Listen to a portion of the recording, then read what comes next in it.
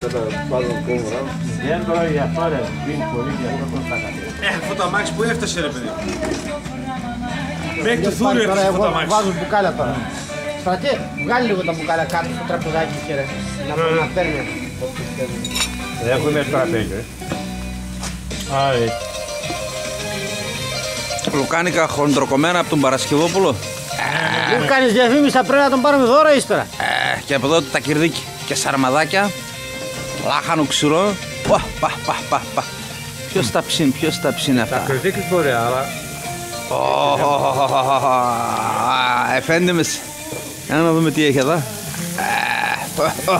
Αυτά είναι τα κυρδικίσια. Όχι, ψηλά και χοντρά.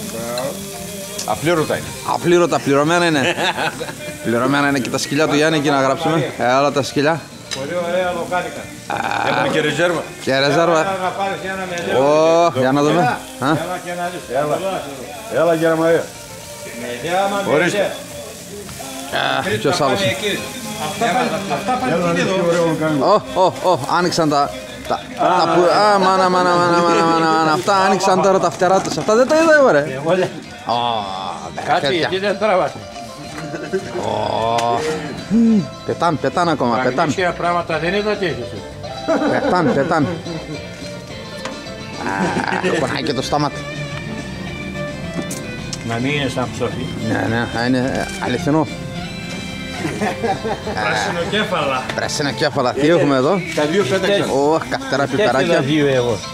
Και τα δύο πράσινα. Πιπεράκια. Εκεί πάνω ψάχνει. Μπερεκέτια.